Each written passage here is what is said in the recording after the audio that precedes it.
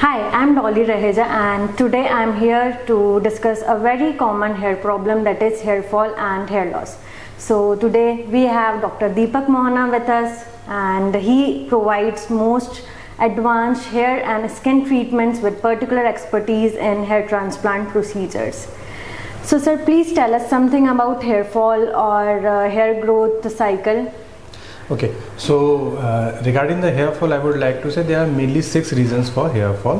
In a nutshell, they are basically like pollution, stress, nutrition, hormone, genetics, and environment factors like COVID scenario or a previous hospitalization for any particular cause in last 1 year, or place change, or like road traffic accident, like these.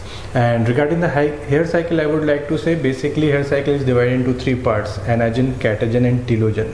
So in a brief, 90% of our hair should be in growing phase, that is anagen. But when the hair fall starts or in the unhealthy stage, hair in the catagen and telogen phase increases. Okay, and at what age hair fall starts? Okay, so there is no particular age at which hair fall starts.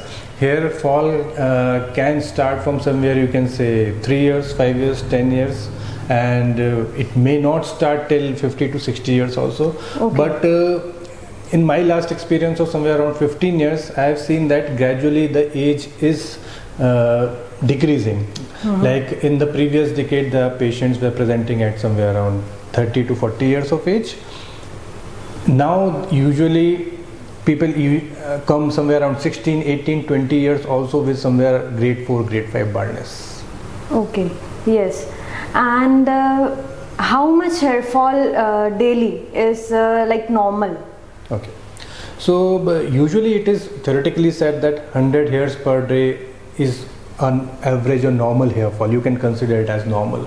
But I beg to differ in somewhat different extent. Like, if you are not growing the same number of hairs at that time, and if you are losing 100 hairs per day but you are not growing the same hairs, then gradually you will experience that the density of the hairs are reducing. Yes. So if you find a significant loss of hair, significant shedding of hair, then you should consult a qualified dermatologist. Okay, and is there any other treatments for hair fall or hair loss?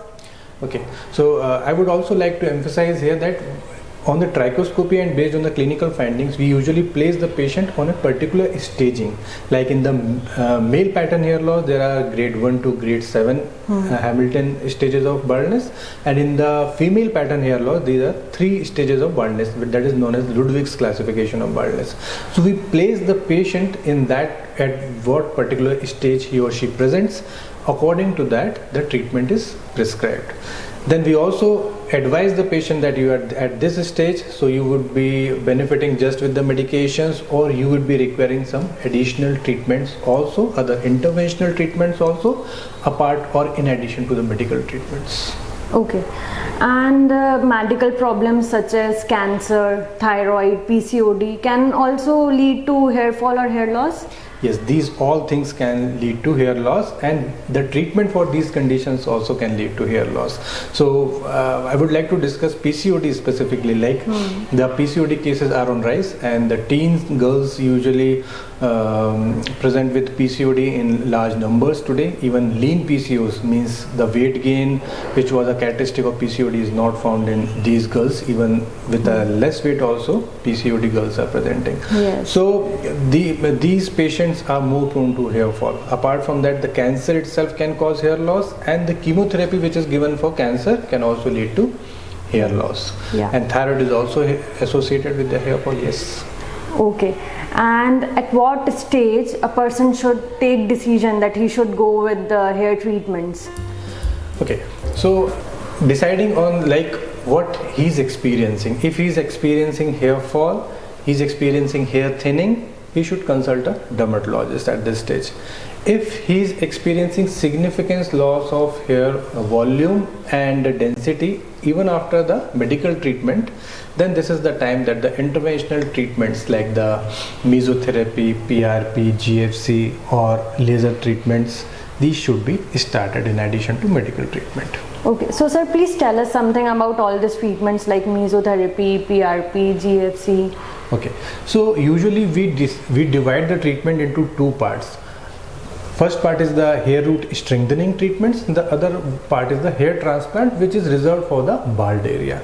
Okay, so hair root strengthening treatments, what these do, these are basically simple office time, lunch time procedures in which they are usually of somewhere around 30 to 40 minutes duration, and they are hair root strengthening treatments. Like in these treatments, we empower the hair roots, we deliver growth factors to the hair roots, and we also stimulate the body to release the hair roots in the vicinity of the hair follicle. So these all procedures, when they give strength to the hair roots, gradually the shedding of the hair decreases, the caliber of the hair increases, thickness increases, and the density increases, but it takes time, somewhere around 4 to 6 months. So is there any contraindications of such treatments? For hair root strengthening treatments, as such, there is no contraindication, but usually we contraindicate the migraine patients for PRP and GFC, in which there are some injectable actions. Okay, and also we are hearing a lot about hair transplant today, so please tell us something about that. Okay, so if a person has already shed a significant amount of hairs, or grade wise, for male pattern he is more than grade 4 stage, for female he is in grade 3, she is in grade 2 or grade 3 stage. So these patients should opt for hair transplant, and we advise them accordingly that hair transplant is the best option for you. So if we divide the treatments in a very simplistic way, if there are hair roots, then we can do hair root strengthening treatments, means for the hair loss, hair shedding, and the loss of volume.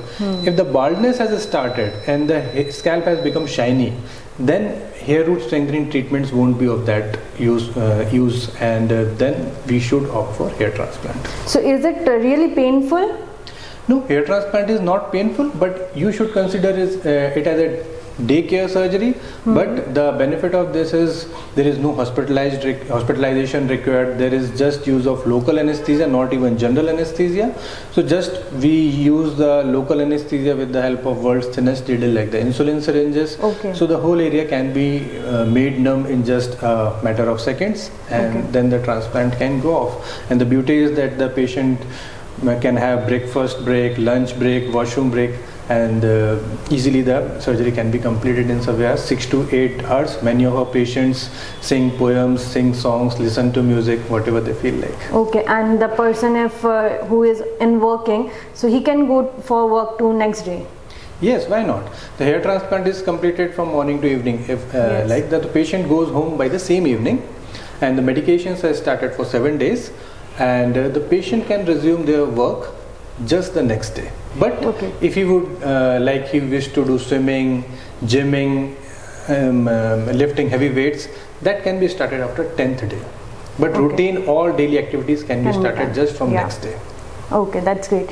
So some good advice or some good suggestions you would like to give to people regarding hair fall or hair loss? My most prudent advice would be, don't avoid hair fall. Okay, many patients accept that at that stage, like, okay, we are shedding hair, we are losing our hair, we are becoming bald. But what happens is that the most important thing is to stop your hair fall and retaining your hair. All treatments come after that. So you should take action. You should not be late in your action, because in your initial loss of hair, you can be treated just with the medications. But if you are late, interventions needs to be taken. And if you are too late, then hair transplant is the only option. So be on time, be vigilant, don't avoid or ignore your hair loss. Okay, so we are done with our interview today. So if you have any queries or any questions, you can comment us in our comment box or DM us. Thank you. Thank you very much.